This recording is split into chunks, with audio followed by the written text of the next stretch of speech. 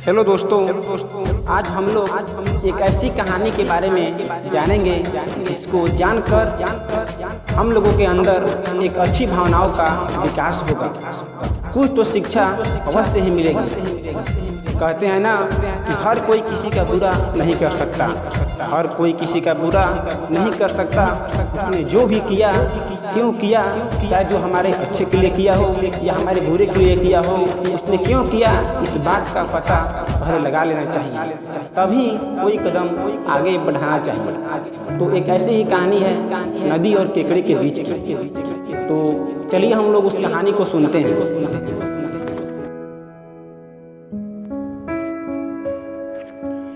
एक बार एक केकड़ा समुद्र किनारे अपनी मस्ती से चला जा रहा था और बीच बीच में रुक रुक कर अपने पैरों के निशान को देखकर खुश होता।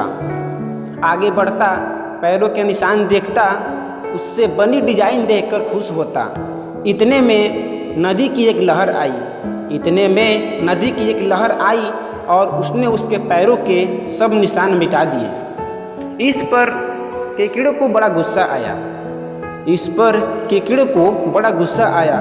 उसने नदी की लहर से बोला, ए लहर, मैं तो तुझे अपना मित्र मानता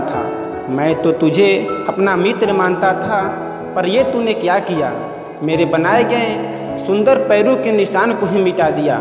कैसी दोस्त हो तुम कि तूने मेरे द्वारा बनाए गए सुंदर पैरों के निशान को मिटा दिया।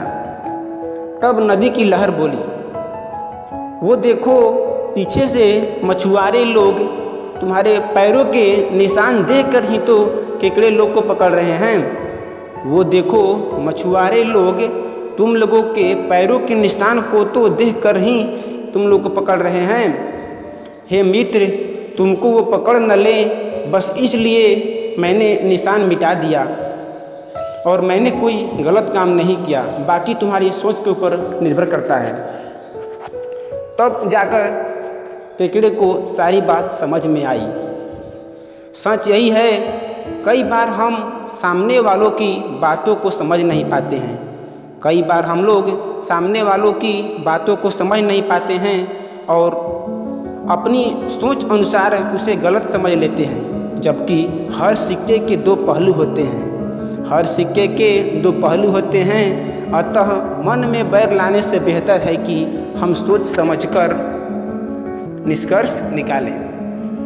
तो किसी ने सच ही कहा है, अपने फायदे के लिए किसी का फायदा करना सिर्फ एक सौदा है।